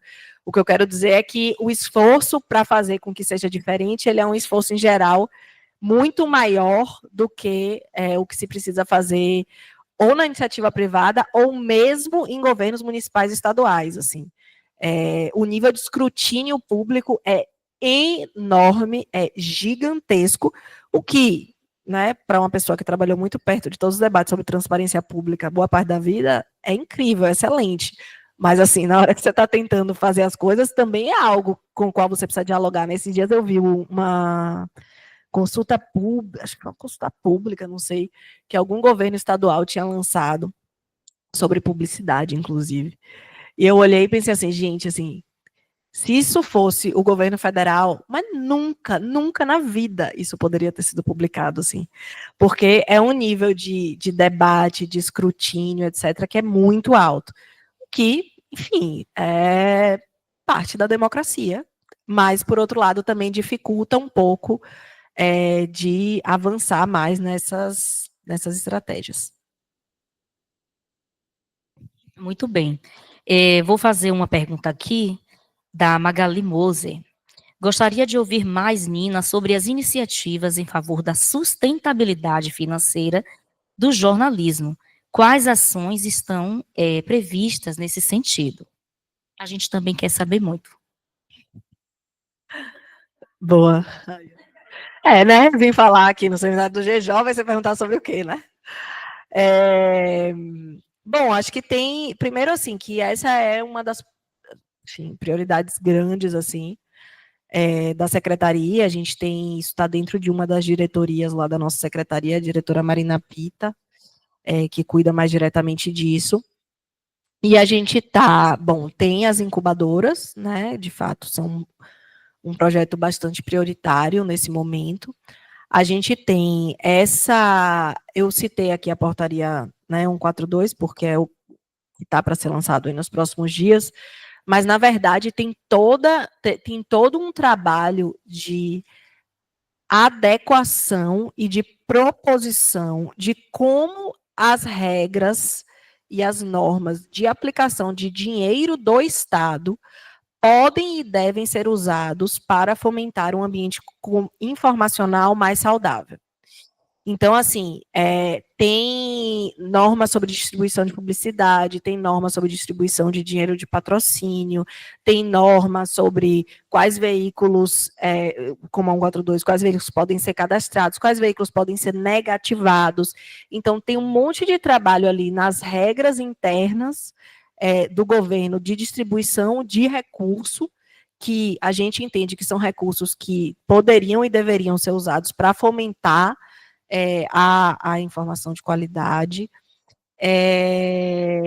Tinha uma terceira... Bom, a gente tem, né, uma linha específica dentro da iniciativa global pela integridade da informação e mudança do clima, a gente tem uma linha específica sobre jornalismo ambiental. Então, tem tanto articulações, né, das organizações para cobertura e tudo mais, quanto financiamento mesmo através do fundo que vai ser lançado na Unesco, né, a chamada de... Essa aí, a chamada de propostas, a gente já aprovou, acho que agora em junho, que dia é hoje? 23, né? Tá, tudo é junho agora. Acho que agora em junho deve ir para a rua e, claro, que aí digamos, é um financiamento específico, para um tipo de jornalismo específico, e para um tema específico, mas ainda assim funciona também, e eu acho que tem a outra parte mais estruturante, que é a própria política de integridade da informação, né? Então, esse trabalho junto às organizações de fomento, né, o Poliédrico, aqui, CNPq, CAPES, etc., ele é um trabalho de estruturação de uma linha de financiamento, de fomento à pesquisa e desenvolvimento e integridade da informação, entendendo a sustentabilidade jornalística como parte essencial disso. Então, eu acho que tem, talvez essa seja, aqui neste momento, tem menos entrega imediata ou menos concretude, mas, ao mesmo tempo, eu acho que é uma das mais estruturantes a médio e longo prazo. Então, a gente está tentando também avançar com isso aí até o final do governo. Aguardemos as cenas dos próximos capítulos, né, para compreender melhor como é que essa situação vai se desenrolar. Vou fazer aqui a pergunta de Alexandre Mota, ele está aqui presente, mas mandou a pergunta aqui. Estamos todos reféns das infraestruturas das plataformas, os softwares nas universidades, a comunicação do governo via WhatsApp, etc. O que a gente tem de governo na tentativa de buscar algo de soberania digital, de tentar emplacar ou pelo menos construir e propor sistemas alternativos e nacionais?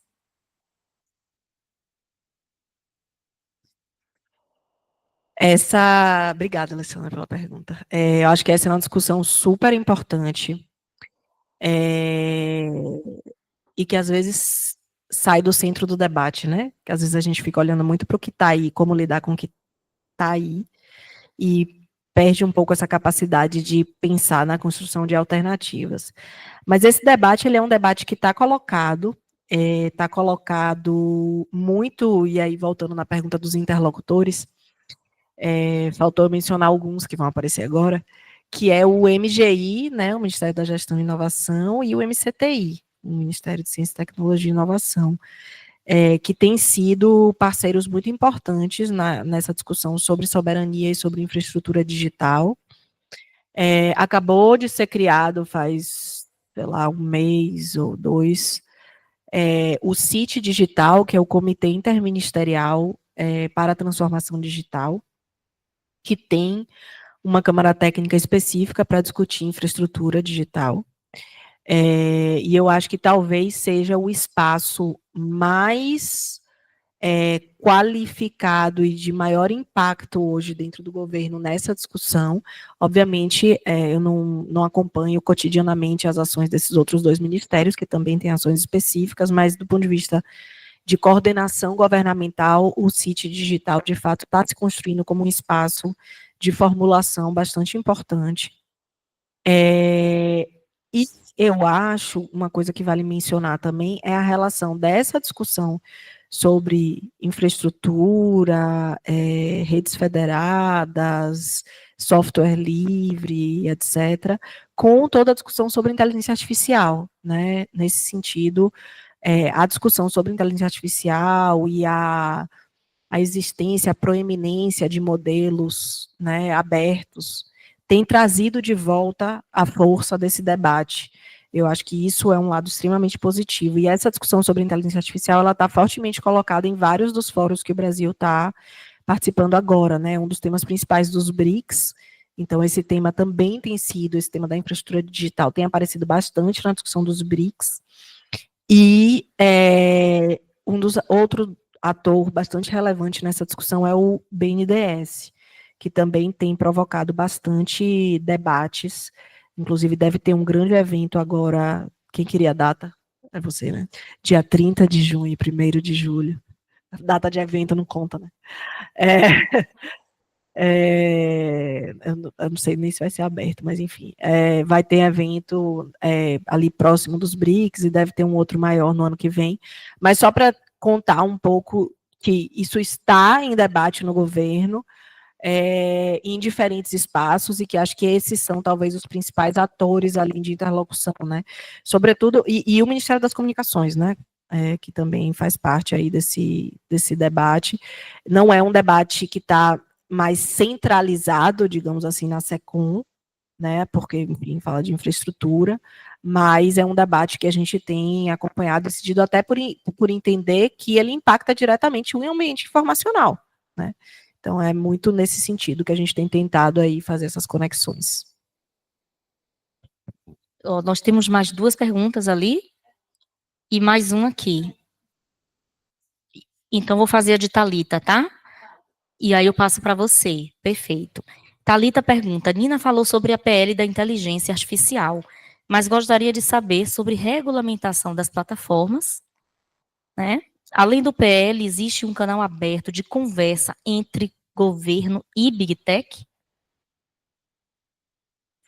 Existe, claro que existe o tempo inteiro, gente. Assim, as Big Techs são parte da nossa sociedade hoje. E a gente, enquanto governo, precisa conversar, do mesmo jeito que eu estou aqui conversando com pesquisadores e pesquisadoras, universidades, do mesmo jeito que a gente conversa com sociedade civil, a gente precisa conversar com os setores empresariais diversos, até porque eles são atores extremamente fortes em todos os processos políticos do país. Então, assim, o diálogo com esses atores, ele acontece em diferentes frentes, inclusive tem frente diplomática, frente regulatória, frente... aliás, tem frentes muito simples, do tipo, aparecer um perfil falso do governo federal. Você faz o quê? Então, assim, tem um diálogo que é, de fato, constante, e eu acho que faz parte de um sistema democrático o governo conversar com os diversos setores da sociedade. Agora, sobre regulação de plataforma, acho que ela falou regulação de plataformas, né?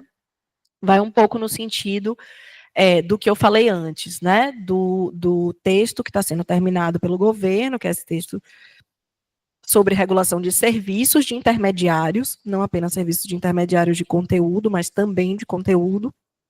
É um texto que trata de questões de transparência, né, tem exigências de transparência das plataformas digitais, e ele vai faz um pouco uma mistura, né, do sistema de notice and takedown, né, de notificação e retirada de conteúdo, de exigências sobre notificação e retirada de conteúdo, com um sistema de dever de precaução e prevenção, que são alguns temas considerados como temas prioritários e essenciais, como, por exemplo, temas ligados à criança e adolescentes, temas ligados ao terrorismo, temas ligados a ataques contra o Estado Democrático de Direito, sobre os quais o Estado, sobre os quais as plataformas deveriam ter uma ação proativa,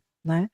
Então, é um texto que tem, além disso, um objetivo geral de coibir golpes e fraudes no ambiente digital, portanto, de fazer com que o ambiente digital ele se torne um ambiente digital mais seguro para as pessoas, porque a quantidade de golpes e fraudes que a gente tem visto hoje em dia, ela é absolutamente impossível, né, de lidar para qualquer autoridade.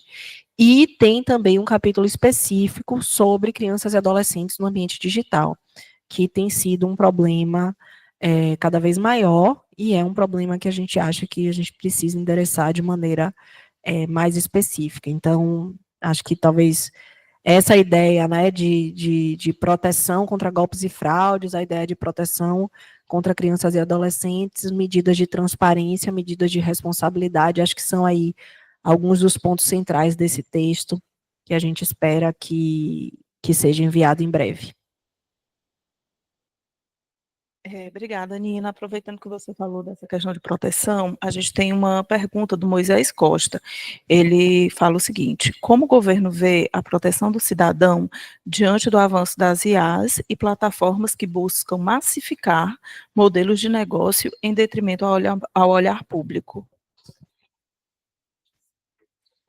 Acho que eu falei um pouquinho já sobre isso, na verdade, nas diversas respostas, mas acho que eu posso responder de forma geral, sim, Moisés, que o nosso olhar para as tecnologias digitais, seja plataforma, seja IA, seja buscador, seja, enfim, qualquer tipo de uso da plataforma, dos dispositivos digitais no campo da informação e da comunicação, é um olhar de, ao mesmo tempo, proteger direitos, né, que eu acho que este é o ângulo principal a partir do qual a gente olha para esse ambiente digital, proteger direitos e, de alguma forma, também permitir a inovação, né?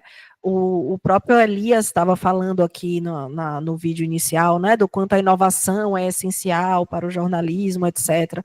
Portanto, esse é um equilíbrio, né, que a gente faz o tempo inteiro no nosso olhar para estes novos fenômenos, né, entendendo que direitos como o direito à liberdade de expressão, o direito à opinião, o direito à liberdade de imprensa, os direitos humanos de forma geral, eles são absolutamente essenciais, eles precisam conviver e eles precisam estar presentes no ambiente digital, é preciso haver formas de fazer com que esses direitos sejam respeitados no ambiente digital, inclusive pelos novos mediadores, que são as plataformas digitais, né, não só pelas pessoas que agora também estão no digital, mas pelos novos atores que se incluem aí nessa equação, mas, por outro lado, também entendendo que novas lógicas são implementadas com o digital e que é preciso, né, até para garantir a soberania digital que Alessandro estava falando, é preciso garantir que haja inovação. Porque se a gente não garantir a possibilidade da inovação, o nosso papel acaba sendo um papel muito a reboque, né, do que está acontecendo em outros lugares. Portanto, acho que essa é um pouco a calibragem ali que a gente tenta fazer. Depois tem as discussões específicas sobre IA, só para comentar assim, caso anedótico, né, sobre IA que você perguntou. A gente lida, assim, é uma quantidade de deepfake com agente público falando de coisas que não existem, seja para aplicar golpe, seja caça-clique, só clique mesmo, seja pedindo depósito de dinheiro. É um negócio, assim, que é impossível de lidar cotidianamente, sabe? Só para citar um exemplo bem específico, assim, você pegar a imagem de um ministro e colocar ele pedindo para as pessoas tomarem uma determinada medida, clicarem num determinado lugar, transferirem dinheiro para algum lugar. Então, assim, tem uma questão, de fato, que é muito, muito grave, né, nesse uso das tecnologias, mas isso são aí os casos mais específicos. Acho que o olhar geral é um pouco o que eu tentei explicar aqui. Nina, obrigada, né? Palmas aqui para a nossa apresentação. Muito generosa aí com seus esclarecimentos. E volte sempre, né? A gente quer ficar aqui um pouquinho, sempre mais tempo, né? Perguntando coisas e aproveitando. Eu agradeço as pessoas que estiveram aqui presentes no auditório, né? Os resistentes presentes, e também as pessoas que estão nos acompanhando pelo YouTube, os outros congressistas, porque o evento é híbrido, certo? E agora eu faço um convite a todos vocês, porque nós vamos participar aqui agora do momento mais baiano da sexta-feira. A gente vai comer acarajé e abará. Então, tá todo mundo convidado. Bruno já organizou. Vamos agradecer a Bruno pela organização do evento. Toda a questão... Bruno, ele é Relações Públicas. E esse evento não seria tão organizado sem o know-how de Bruno aí, para poder também ensinar a gente a fazer as coisas bem feitas, bonitinhas, tá bom? E agradeço aos colegas, né? A gente tem aqui o Fábio, o Alexandre, vou agradecer nominalmente aqui, o professor Washington, o Antônio, Camila, Vinícius, Vitória, todos que não estão mais presentes aqui, mas se sintam também contemplados nos agradecimentos. Muito obrigada, pessoal. Quer falar alguma coisa, Suzana? Acho importante. Você precisa dar um aviso? Pessoal, a gente organizou agora o acarajé e o abará com fichas, tá? Então, vocês podem pegar quantos vocês quiserem, procurem eu e o Fábio. Fábio, levanta aí. Só que a gente organizou a dinâmica um pouquinho melhor, tá? Então, aqui na saída vocês encontram um refri, podem pegar ali também, fiquem à vontade. E a gente organizou fichas, tá? Então, fiquem à vontade, podem pegar quantos quiser, só pedir as fichinhas para nós, tá bem? É esse o aviso. Suzana. Gente, é a palavra finalíssima para agradecer imensamente a cada um e a cada um de vocês que por aqui passaram desde a quarta, quinta, sexta, foram 3 dias intensos. Saibam que o GEJOL completo aqui, eu quero agradecer imensamente a cada um e a cada uma dos integrantes do GEJOL, a Lívia, aqui vice-coordenadora, estamos nós com essa grande responsabilidade que é tocar o GEJOL, não pensem que isso é fácil, principalmente porque aliado a isso a gente tem outras tantas tarefas acadêmicas, né? E ainda somos atualmente coordenadora e vice-coordenadoras do Programa de Pós-Graduação em Comunicação e Cultura Contemporâneas, ou seja, a gente está um tanto quanto atarefada, para não dizer das aulas, das orientações e etc. Mas, assim, convido mais uma vez a acessarem o site do GEJOL, conhecer mais sobre o trabalho que a gente tanto falou, mencionou, né? Mas também acompanhem, nos sigam pelas redes sociais, e foi um imenso prazer contar com vocês todas e todos esses 3 dias, eu agradeço muito, e quero agradecer principalmente a todos os apoiadores. Esse evento foi trabalhado desde outubro, mas eu acho que a primeira vez que eu mencionei algo sobre isso com o Canavilhas, no e-mail a ele, a Coldo, ao Fernando Zamit, também de Portugal, foi, não vou me lembrar, no início do 2º semestre, talvez, do ano passado, e quero dizer também, agradecer ao Labicom pela parceria, porque essa logo foi desenhada por designs do Labicom, e nós tomamos como uma marca para integrar esse ano de comemoração de 30 anos de jornalismo digital no Brasil, na Espanha e em Portugal. E estamos usando o JDMA, que vai acontecer em novembro, lá na UB, na Covilhã, também tem empregado essa logo, e a gente espera também ver, esse ano também tem o CiberTB, né? E lá pelo Porto, com o Fernando Zamit, esse ano, não sei se tem o OBCiber, vai ter também. Então, vejam que a gente está integrado simbolicamente, mas também irmanamente, e nessa interlocução que tem sido muito frutífera e tem rendido bastante, né? Então, na vida, só não teve ainda, como ele diz, nunca escrevemos nada juntos, Suzana, como pode, né? Eu participo de livros que ele organiza, ele participa de outros, a gente está em outros livros com textos em separado, mas fica mais essa tarefa aí para ser cumprida. Tá bem? Então vamos agora para esse momento. Quem está online, peço desculpa por a gente ter aguçado né, essa vontade de comer aqui um acarajé e um abará, mas sintam-se convidados para virem à Bahia, a Salvador. Muito obrigada.